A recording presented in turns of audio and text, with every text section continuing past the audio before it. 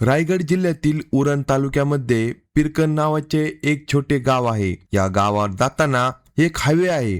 त्या हायवेवर खूप गर्दी असते. 24 तास लोकांची लगबग सुरू असते आणि त्याच हायवेवर एक निर्जन अशी जागा आहे. त्या निर्जन जागेजवळ 11 जुलै 2024 रोजी एक व्यक्ती कारमधून जात असताना सकाळी बाथरूमला जाण्यासाठी हायवेच्या बाजूला कार थांबून त्या निर्जन जागेकडे तो जातो.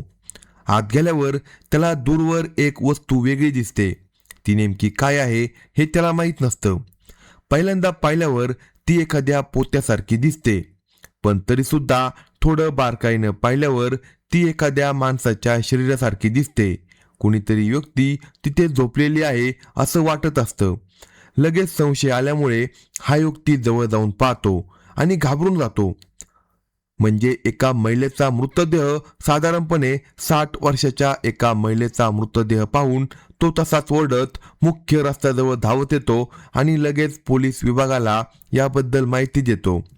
पोलीस अधिकारी सुद्धा अर्ध्या तासाच्या आत एका टीमसोबत त्या ठिकाणी येतात. कारण अशा प्रकारे हायवेवर खून होणे आणि त्यातही एखादा मृतदेह सापडणे ही गोष्ट खूप वेगळी आणि फार दुर्मिळ असते. आता हे पोलीस अधिकारी सुद्धा त्या घटनास्थळी येऊन पाहतात. या व्यक्तीने सांगितलेलं खरं होतं. तिथे एका महिलेचा मृतदेह त्यांना दिसतो. त्या महिलेचा मृतदेह पाहताच या महिलेचा खून करण्यात आला आहे हे 200% निश्चित होतं. त्याचं कारण म्हणजे त्या महिलेच्या शरीरावर बंदुकीच्या 2 गोळ्या लागलेल्या जखमा त्यांना दिसतात. साहजिकच 2 गोळ्या लागल्यानंतर त्या महिलेचा सहज मृत्यू झाला असता. हे सगळं असून देखील तिला आणखी 2 जखमा दिसतात.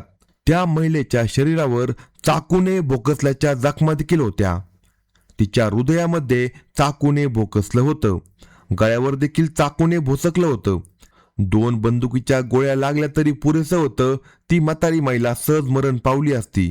पण त्याही पुढे जाऊन त्या महिलेला चाकूने भोसकल्यामुळे त्या महिलेचा आणि खून करणाऱ्या त्या मारेकराचा एक जवळचा संबंध असण्याची शक्यता होती.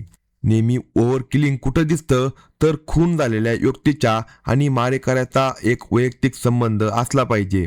दुसरं म्हणजे ती महिला नक्की मरण पावली पाहिजे हे आणखी निश्चित करण्यासाठी त्या मारेकऱ्याने चाकूने भोसकलं आहे. म्हणजे ही महिला मरण पावल्यामुळे त्या मारेकऱ्याला खूप मोठा फायदा झाला होता. तिचा मृत्यू नक्की झालाच पाहिजे. काही वेळा बंदुकीने गोळी मारली तरी काही लोक वाचण्याची शक्यता असते. 2-3 वेळा चाकूने भोसकून त्या मारेकऱ्याने तिचा मृत्यू निश्चित केल्यानंतरच तो त्या जागेवरून निघून गेला असावा असं दिसत होतं.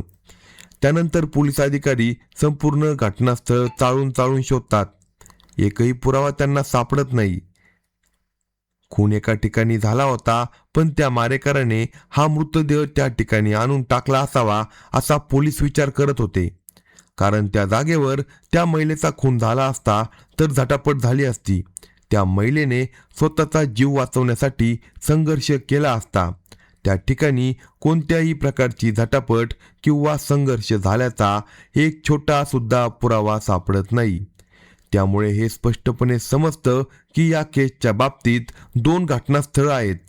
खून एका ठिकाणी करण्यात आला आणि या महिलेचा मृतदेह दुसऱ्या ठिकाणी आणून टाकण्यात आला. त्यानंतर या घटनास्थळी आणखी एक अतिशय वेगळी गोष्ट पोलीस पाहतात. त्या महिलेच्या गळ्यात, कानात, हातात, बोटात कोणत्याही प्रकारचे सोन्याचे दागिने सापडत नाही. एकही दागिना त्या ठिकाणी नसतो. हीच गोष्ट पोलिसांना खूप विचित्र वाटते. हे कसं घडू शकतं? 2 शक्यता असू शकतात. या महिलेला मारणाऱ्या त्या मारेकऱ्याने चोरी करण्यासाठी हा खून केला असावा. त्या महिलेच्या शरीरावरून दागिने चोरून नेले असावेत. असं नसेल तर ही महिला कोणतेही दागिने न घालता बाहेर आली असावी. पण याची शक्यता खूपच कमी होती. कारण आपल्या इथल्या महिला, वृद्ध महिला कमीत कमी एखादा छोटासा दागिना तरी घालून येतात. एखादी कानातील किंवा बांगडी, काहीतरी छोटासा दागिना त्यांच्या शरीरावर असतो. या महिलेच्या शरीरावर एकही दागिना सापडला नाही. ही या केसमधील एक खूप वेगळी गोष्ट म्हणून पाहिली जाते. म्हणून कोणतीही क्राईम केस घेतली आणि विशेषतः खुनाची केस घेतली तर खून झालेला विक्टीम कोण आहे हे समजलं तर त्यामागचा मोटिव्ह लगेच शोधता येतो.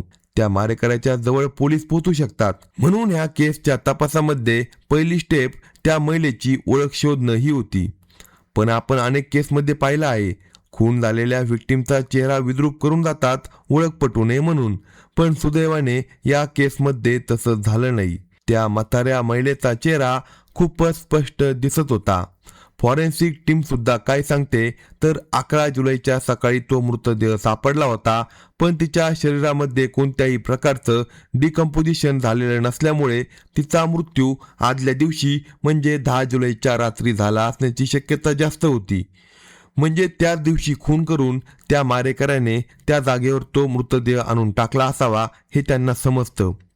त्यानंतर पोलीस त्या घटनास्थळाची पाहणी करून शोध चालू करतात. कारण ही जागा डंप साईट असली तरी मारेकरी त्याच्या नकळत एखादा छोटासा पुरावा सोडून जाण्याची शक्यता असते. कारण खून करून ही क्राईम सीनची जागा आहे असं समजा तर साहजिकच खूप सारे पुरावे मिळतील. पण डंप साईट असेल तर काही वेळा पुरावे मिळणार नाही, पण अनेक वेळा मिळतात देखील. ते त्या पुराव्याच्या अशा प्रकारे शोध घेणाऱ्या अधिकाऱ्यांच्या कौशल्यावर अवलंबून असतं.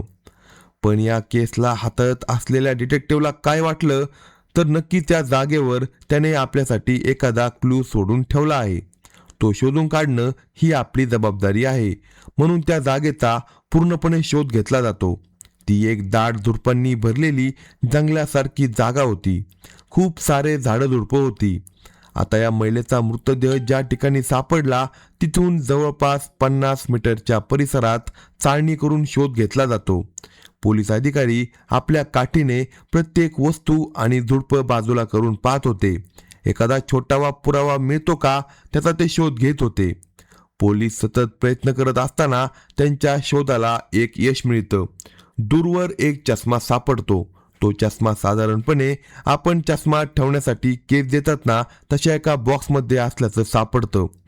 तो बॉक्स उघडून पाहतात तो चष्मा तुटलेला आहे आणि बॉक्समध्ये त्याच प्रकारे अस्ताव्यस्त पडलेला दिसतो. ही एक आतली आणि निर्जन जागा आहे. इथे एखाद्या व्यक्तीचा चष्मा आणि तो सुद्धा चष्म्याच्या बॉक्स हरवून जाण्याची शक्यता खूपच कमी होती. किंवा मुख्य रस्त्यावरून जाणाऱ्या कोणीतरी व्यक्तीने तो अशा प्रकारे फेकून देण्याची शक्यता देखील नव्हती. शिवाय या महिलेचा मृतदेह ज्या ठिकाणी सापडला त्याच्या अगदी जवळच हा चष्मा आणि तो चष्म्याचा बॉक्स सापडल्यामुळे कदाचित हा चष्मा त्या खून झालेल्या महिलेचाच असावा असा पोलिसांचा अंदाज होता. पण खरंच हा चष्मा त्या महिलेचा असेल तर या केसमध्ये पोलिसांना मिळालेला हा एक सर्वात मोठा पुरावा होता. साधारणपणे अशा प्रकारचा चष्माचा बॉक्स तुम्ही पाहिला असेल म्हणजे चष्मा वापरणाऱ्या लोकांना हे चांगलंच माहीत असेल. जेव्हा ते चष्म्याच्या दुकानात जाऊन चष्मा खरेदी केल्यानंतर चष्मा सुरक्षितपणे ठेवण्यासाठी एक बॉक्स दिला जातो. त्या बॉक्सवर तुम्ही त्या दुकानातून चष्मा खरेदी करता त्या दुकानाचा ॲड्रेस छापलेला असतो.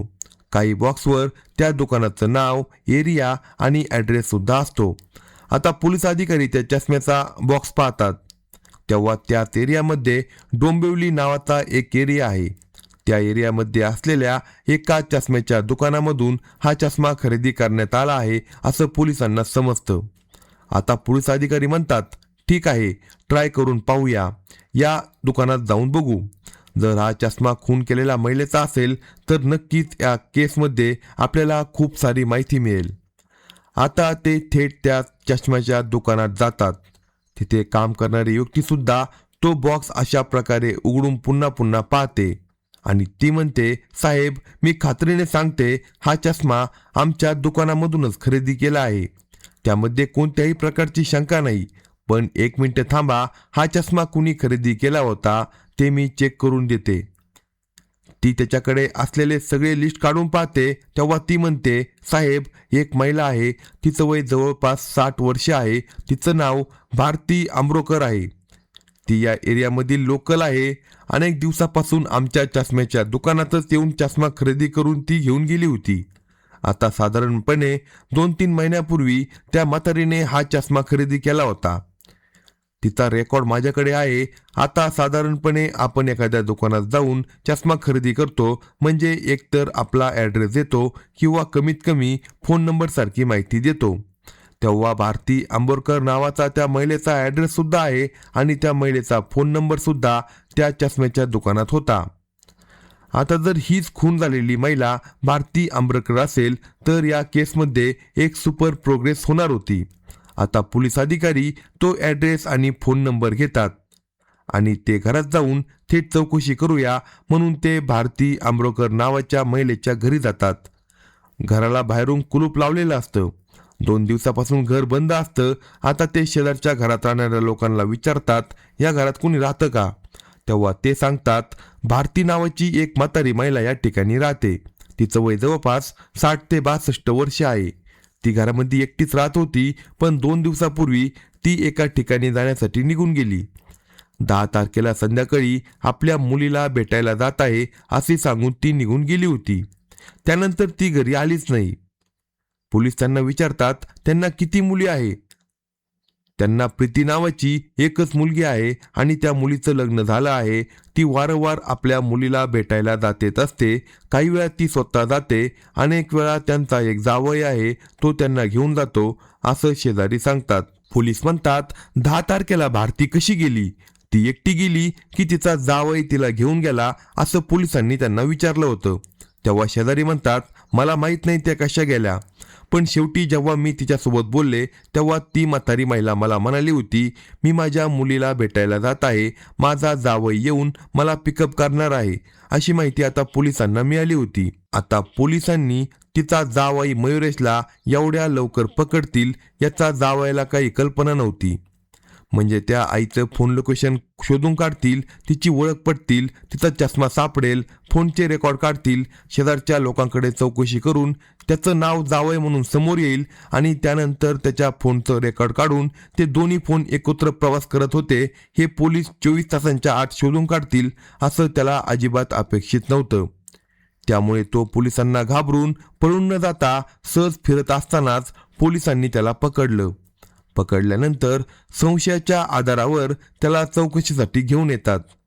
साधारणपणे सगळे आरोपी हे सांगतात, माझी काही चूक नाही, माझा याच्यासोबत काही संबंध नाही. जोपर्यंत त्यांच्यासमोर एखादा ठोस पुरावा ठेवला जात नाही किंवा त्यांना प्रश्नांच्या कचाट्यात पकडलं जात नाही तोपर्यंत ते असंच सांगत राहतात. त्यानंतर दुसरा काही मार्ग नसल्यामुळे कबुली देतात. हाई मयुरेश सुरुवातीला नाही मी माझ्या सासूला पाहिलं सुद्धा नाही, तिला पाहून खूप दिवस झाले असं सांगत राहतो.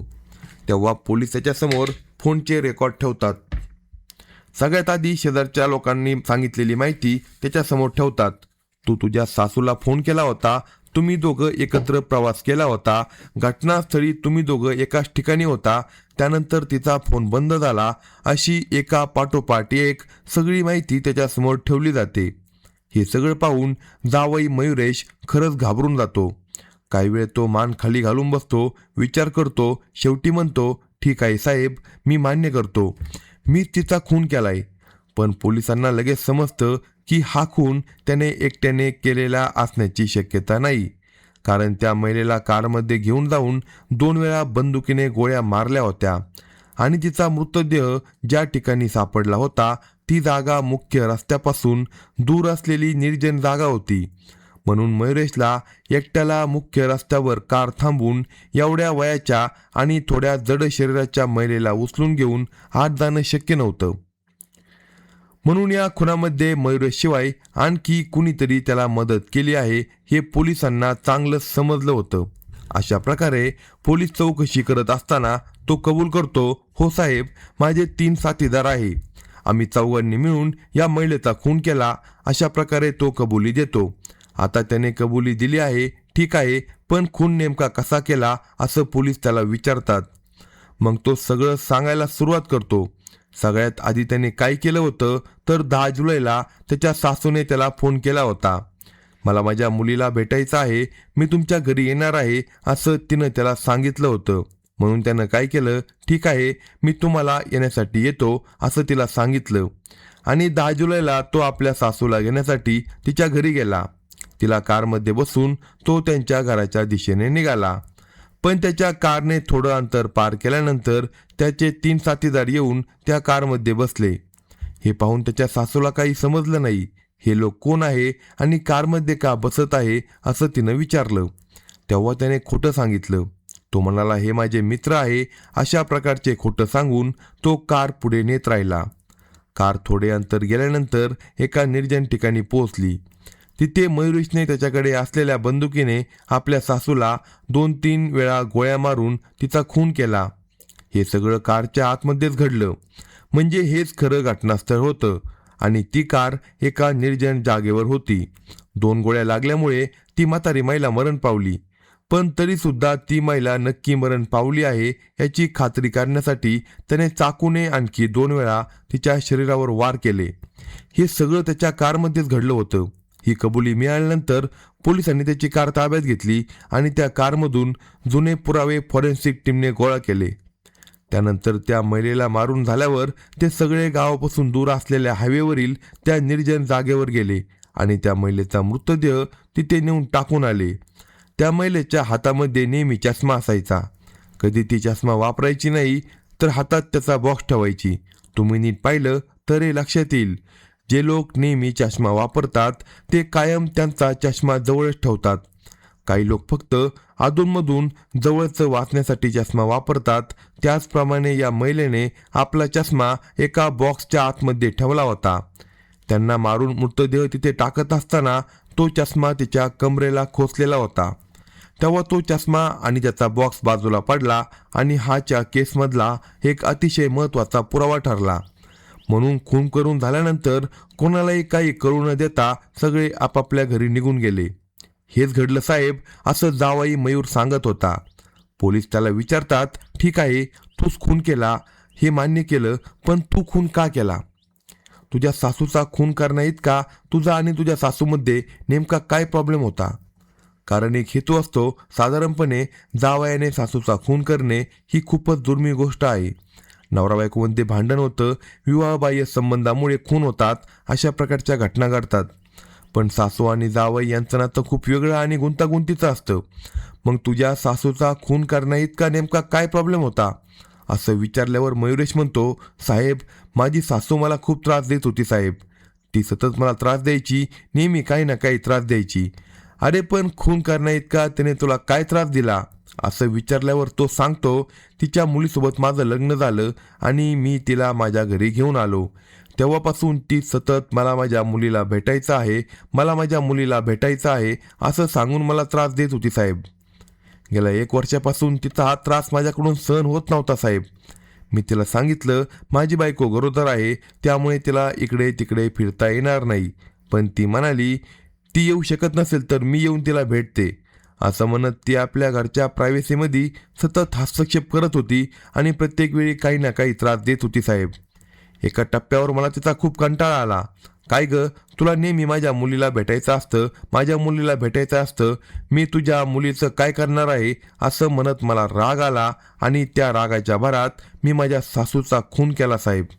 हेच साहेब घडलं असं तो सांगत होता. हे बघा, पोलीस सुद्धा याचा विचार करतात. अरे आम्हाला काय तू येडा समजतोस का? इतके दिवस शिक्षण घेऊन आम्ही प्रशिक्षण घेऊन आलो. एका आईने आपल्या मुलीचं लग्न लावून दिलं, तिला आपल्या मुलीला भेटायचं आहे असं ती म्हणणार नाही तर आणखी काय करणार? त्यातही तू सांगतो की ती मुलगी गरोदर आहे. एक आई आपल्या मुलीसाठी तिला आवडणाऱ्या वस्तू आणून देईल. मुलगी आजारी असताना आई तिची काळजी घेईल. ती फक्त आपल्या मुलीला भेटायचं आहे असंच तर म्हणत होती. मग त्यासाठी तू का नाही म्हणाला आणि रागाच्या भरात तिचा खून का केला असं विचारल्यावर तो म्हणतो, ते सगळं ठीक आहे साहेब, मुलीला भेटणं ठीक आहे, पण ती आई मला खूप त्रास देत होती साहेब, म्हणून मी तिचा खून केला. अशा प्रकारची कबुली तो देतो आणि आता पोलीस विचार करत राहतात, ठीक आहे, एका महिलेचा खून झाला, खून करणाऱ्याला आम्ही शोधून काढलं, तो कबुली देत आहे. त्यानंतर पाहिलं तर बरेच पुरावे व्यवस्थित जुळत आहे. त्याची कार पूर्णपणे तपासली असता त्या खून झालेल्या महिलेचा DNA देखील त्यांना सापडतो. ही केस संपली, यात कोणतीही शंका नव्हती. पण तरीसुद्धा पोलीस अधिकाऱ्यांना एक आतला अंदाज सतत सांगत असतो, या केसमध्ये काहीतरी एक गोष्ट नीट जुळत नाही, काहीतरी गोष्ट राहून जात आहे असं त्यांना सतत वाटत राहतं. त्यात राहून गेलेली गोष्ट काय आहे तर 2 गोष्टी होत्या. म्हणजे त्याने दिलेली कबुली खरंच पूर्ण आणि अर्थपूर्ण कबुली नव्हती. त्याने फक्त खून केल्याचं मान्य केलं होतं, पण मोटिव्ह असतो ना. साधारणपणे काही लोकांनी कबुली दिली तरी त्या खुनामागचा मोटिव्ह कोर्टात एक अतिशय महत्त्वाची गोष्ट मानली जाते. याने दिलेला मोटिव्ह पोलिसांना थोडा खटकत होता. त्यात खरं काहीतरी आहे असं त्यांना वाटत होतं. ही एक शंका. दुसरं म्हणजे याच्यामध्ये आणि त्या सासूमध्ये एक व्यक्ती आहे, ती म्हणजे त्यांची मुलगी, त्या जावयाची बायको. ती आत्तापर्यंत कुठेच नव्हती. ही मुलगी आत्तापर्यंत कुठे दिसलेली नव्हती, म्हणून तिच्याबद्दल एक शंका निर्माण होते. कदाचित हा नवरा आणि बायको दोघांनी मिळून तिच्या आईचा खून केला तर नाही ना? ही मुलगी आत्तापर्यंत कुठेच का दिसली नाही अशी एक शंका निर्माण होते. त्याला विचारलं तर तो म्हणतो, माझी बायको इथे गेली आहे, तिथे गेली आहे. घरी जाऊन पाहिलं तर ती मुलगीच नाही. शेजारच्यांना विचारलं तर ते म्हणतात, साहेब आम्ही याची बायको पाहून 1 वर्ष झालं. अशा प्रकारची अनेक एकमेकांशी विसंगत माहिती असल्यामुळे हा माणूस काहीतरी लपवत आहे. ती मुलगी या केसमध्ये सहभागी आहे आणि नेमकं काय घडलं हे सांगत नाही. तोपर्यंत खरंच ही केस आम्ही संपवणार नाही असं पोलीस ठरवतात. आता पोलिसांनी हे प्रकरण संपवण्यासाठी एक चित्र तयार झालं असलं तरी ते काय करतात? मयुरेश नावाच्या त्या व्यक्तीची बायको म्हणजे प्रीती हिचा शोध घ्यायला सुरुवात करतात. म्हणजे प्रीती ही खून झालेल्या भारती आंबेडकरची मुलगी होती. ती मुलगी स्वतः येऊन सांगेल तेव्हाच ही केस आम्ही संपवू, अशा प्रकारे तिचा ते शोध घेतला जातो. सर्वप्रथम तिचा फोन सापडतो का हे ते पाहतात. तिचा फोन देखील सापडत नाही. शेजारच्यांना विचारलं तरी त्यांना काही माहीत नसतं. खरंच प्रीती नावाची एक महिला या घरात किंवा या परिसरात राहत होती याचा कोणताही पुरावाच नव्हता. शेजारच्यांनी तिला पाहून अनेक वर्ष झाली आहे असं ते सांगत होते. हे ऐकून पोलिसांचं डोकंच गरगरलं. हे काय आहे? एक केस अगदी सोपी आणि लगेच सुटणारी वाटली. आम्ही खूप छान तपास केला, पण आता यामध्ये आणखी काहीतरी गोष्ट आहे. त्या मुलीचं काय झालं असेल? कदाचित ती मुलगी जिवंतच नसेल तर काय करायचं असा विचार करून प्रीतीला शोधून काढेपर्यंत हा केस संपवायचा नाही असं ठरवून ते पुन्हा त्या जावयाकडे येतात. अरे खरं सांग, आता तू तुझ्या सासूचा खून केला, पण तू तुझ्या बायकोचं काय केलं असं विचारल्यावर तो म्हणतो, काय साहेब तुम्ही काय बोलताय? माझी बायको तर माझ्या सोबतच होती. ती इथे गेली तिथे गेली असे तो सांगत राहतो. काही वेळ चौकशी केल्यानंतर तो म्हणतो, साहेब आता मी खरं सांगतो. माझी बायको एका पुरुषासोबत पळून गेली.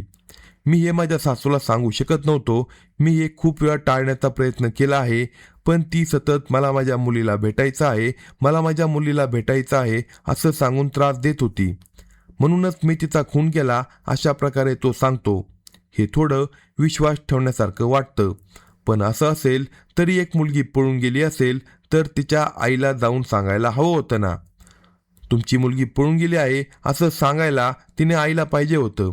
मग हा माणूस ते लपून त्या मुलीला वाचवण्यासाठी तिच्या आईचा खून का करेल? म्हणून हा दुसऱ्यांदा खोटं बोलत आहे असं आता पोलिसांना वाटलं. पोलिसांना नक्कीच हा काहीतरी मोठं लपवत आहे असं वाटत होतं.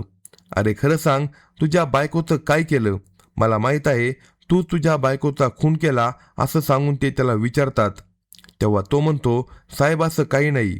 पोलीस म्हणतात, मला माहीत आहे त्या संबंधीचे सगळे पुरावे आम्हाला मिळाले आहे.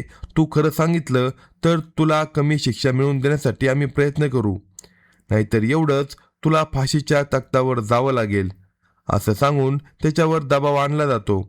काही वेळ तो विचार करत राहतो. साहेब असं काही केलं नाही साहेब, मी कबूल करतो साहेब, माझ्या बायकोचा खून मीच केला साहेब असं तो म्हणतो. हे ऐकून पोलीस अक्षरशः हादरून जातात. त्यांना विश्वासच बसत नाही.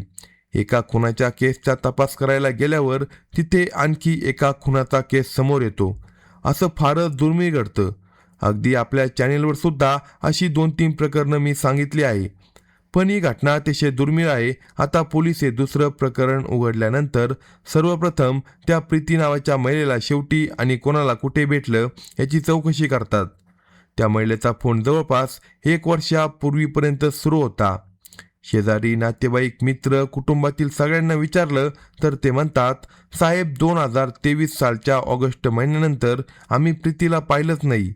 मग खून झालेली भारती आंबेडकर या महिलेचा ते फोन घेतात.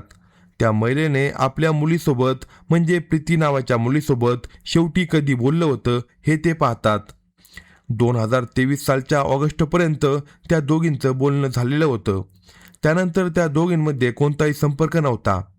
पण ती भारती नावाची आई आपल्या मुलीला सतत फोन करत होती.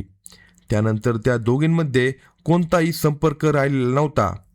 पण ती भारती नावाची आई आपली मुलीला सतत फोन करत होती, मात्र प्रीतीचा फोन बंद करण्यात आला होता. तिचा नंबर सुद्धा चालू नव्हता. यावरून एक गोष्ट स्पष्ट होते, 1 वर्ष आपल्या मुलीशी संपर्क होऊ न शकल्यामुळे भारती खूप चिंतेमध्ये होती आणि म्हणूनच ती मयुरेशकडे वारंवार येत होती. मयुरेश मात्र तिला सांगत होता त्याची बायको गरोदर आहे, त्यामुळे तिला इकडे तिकडे फिरता येत नाही, अशी वेगवेगळी कारणं सांगून तो त्या आईला त्याच्या मुलीपासून दूर ठेवत होता. कारण ती मुलगी तर जिवंतच नव्हती. ही गोष्ट तिच्या आईला कळू नये म्हणून त्याने अनेक प्रकारचे अडथळे निर्माण केले होते. पण शेवटी एका टप्प्यावर तिचा त्रास सहन न झाल्यामुळे त्याने विचार केला, ही सासूसुद्धा सतत त्रास देत आहे, हिचाही खून करून टाकला तर सगळा प्रश्न संपेल. आणि त्याने तिचा देखील खून केला. म्हणून एका खुनाचं गुपित लपवण्यासाठी दुसरा खून झाला हे निश्चित झालं होतं. एवढंच नाही तर मयुरेशने आपल्या बायकोशी शेवटचं बोलणं सुद्धा 1 वर्षापूर्वी केलं होतं. त्यानंतर त्याने आपल्या बायकोच्या फोनवर कधी देखील फोन केला नाही, कारण त्याला माहीत होतं त्याची बायको आता जिवंत नाही. हा देखील या केसमधला एक अतिशय महत्त्वाचा पुरावा मानला जातो. पोलीस त्याला म्हणाले, ठीक आहे, तुझ्या बायकोचा मृतदेह कुठे टाकला? असं विचारल्यावर तो सांगतो, एका नदीमध्ये टाकला. पण 1 वर्ष होऊन गेलं तरी शेवटपर्यंत त्या प्रीती नावाच्या महिलेचा मृतदेह पोलिसांना सापडलाच नव्हता. ठीक आहे, आता सांग, तुझ्या बायकोचा खून का केला? असं विचारल्यावर तो सांगतो, साहेब, मी आर्मीमध्ये नोकरी केली होती. काही वर्षांची सर्व्हिस झाल्यानंतर मी लवकरच बाहेर आलो. त्यानंतर मी वेगवेगळे बिझनेस करत होतो, पण एका बिझनेसमध्ये माझं थोडं नुकसान झालं. त्याच काळात माझा एका दुसऱ्या मुलीसोबत देखील संबंध होते. माझा बिझनेसचा तोटा भरून काढण्यासाठी मी माझी बायको आणि सासूकडून 10 लाख रुपये उधार घेतले. माझ्या सासूनेच मला ते पैसे दिले होते. माझी बायकोसुद्धा तिच्या आईकडून ते पैसे घेऊन मला तिने दिले होते आणि माझ्यासाठीच तिने माझ्या आईला विनंती केली होती. म्हणून ते 10 लाख रुपये मला मिळाले. मी ते पैसेसुद्धा बिझनेसमध्ये गुंतवले, पण त्यात माझं खूप मोठं नुकसान झालं. त्याच काळात मी एका खुनाच्या केसमध्ये अडकलो. त्या खुनाच्या केससाठी मला जेलमध्ये जावं लागलं आणि बाहेर यावं लागलं. अशा प्रकारे माझं आयुष्य काही काळ जेलमध्ये जाणं आणि बाहेर येणं यामध्ये चालू होतं. पण या केसमध्ये माझ्या विरुद्ध साक्ष देणारा व्यक्ती कोर्टात आला नाही, त्यामुळे मला या केसमधून सोडून देण्यात आलं. त्यानंतर मी पुन्हा घरी आलो. आता माझी बायको मला विचारते, तू माझ्याकडून आणि माझ्या आईकडून बिझनेस करण्यासाठी 10 लाख रुपये घेतले होते ना? माझे आई ते पैसे परत मागत आहे, तिला ते पैसे दे. पण माझ्याकडे ते पैसे नव्हते. मी माझ्या बायकोला सांगत होतो, नाही ग, असं झालं तसं झालं, मी पैसे तयार करून देतो, असं सांगत मी तिला रोज टाळत होतो. माझ्या बायकोची चिंता अशी होती की तिने तिच्या आईकडून माझ्यासाठी पैसे घेऊन दिले होते. ते पैसे तिच्या आईने आपत्कालीन परिस्थितीसाठी ठेवले होते. आता तिच्या आईला त्या पैशांची गरज होती. ती म्हणत होती, मला हॉस्पिटलसाठी पैसे लागणार आहे, घरच्या खर्चासाठी पैसे लागणार आहे. म्हणून तिची आई आपल्या मुलीकडे पैसे मागत होती. मुलगी माझ्याकडे पैसे मागत होती, पण मी ते पैसे देण्याचं सतत टाळत होतो. त्यामुळे माझं आणि माझ्या बायकोचं खूप मोठं भांडण सुरू झालं. मग मी काय केलं, माझी बायको आणि तिची आई एकमेकांसोबत बोलतात म्हणून त्या पैशांबद्दल चर्चा होत होती. म्हणून मी तिच्या आईचा आणि माझ्या बायकोचा संपर्क तोडून टाकला. काही दिवसांपासून त्यांचा संपर्क हळूहळू कमी होऊ लागला. आता माझी बायको म्हणजे प्रीती मला विचारत होती, तुम्ही मला माझ्या आईपासून का दूर ठेवत आहात? माझा फोनसुद्धा तुमच्याकडून का घेतला आहे? मला माझ्या आईला भेटायचं आहे. अशा प्रकारे ती सतत माझ्याकडे विचारणा करत होती. मग मी विचार केला, माझी बायको जिवंत असेपर्यंत मी तिच्या आईकडून घेतलेल्या पैशांबद्दल सतत विचारणा करत राहील. म्हणून मी आधी माझ्या बायकोचा खून करण्याचा निर्णय घेतला.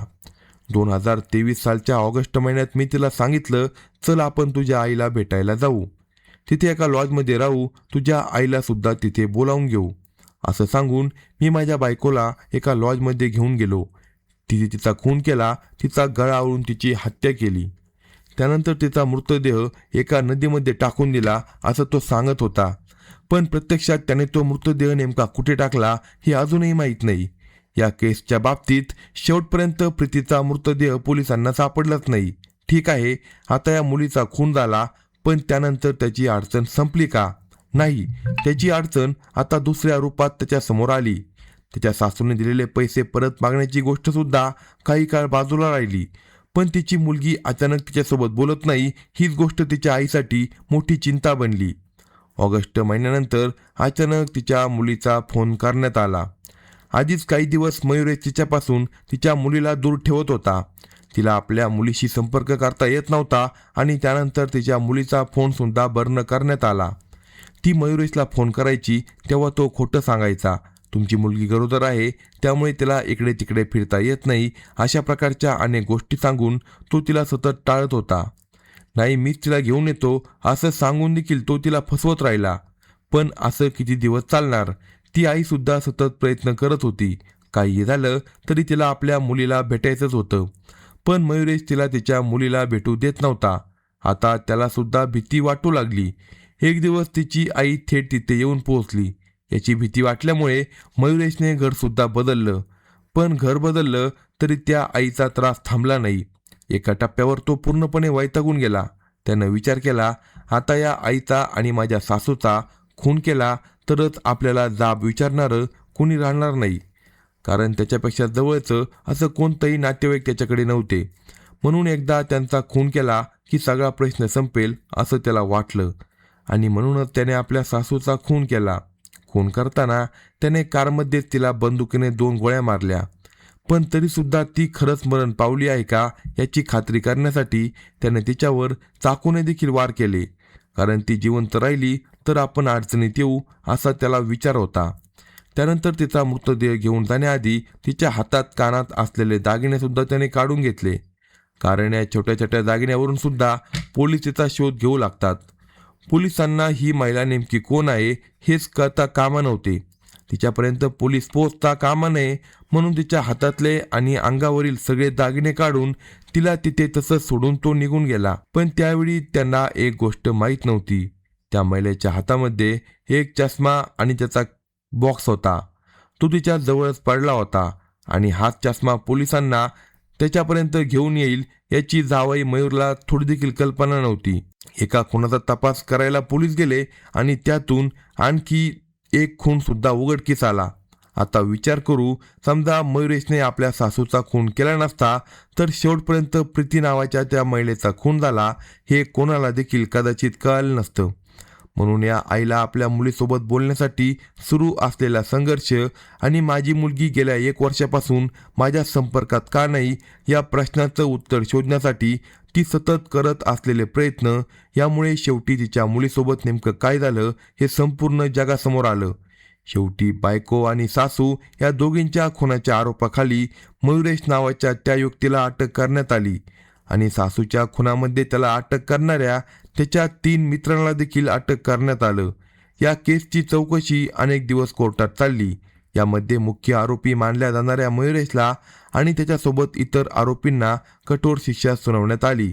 कारण एका खुनासाठी 1 जन्मठेपेची शिक्षा म्हणून 2 खुनासाठी 2 जन्मठेपेची शिक्षा.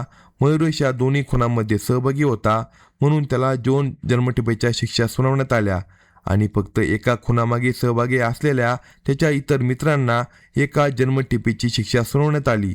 कोर्टाने अशा प्रकारे या केसचा निर्णय कोर्टामध्ये दिला. अशाच नवनवीन स्टोरी ऐकण्यासाठी कलम 302 या मराठी चॅनलला लगेच सबस्क्राईब करा आणि आपल्या प्रतिक्रिया कमेंट बॉक्समध्ये कळवा.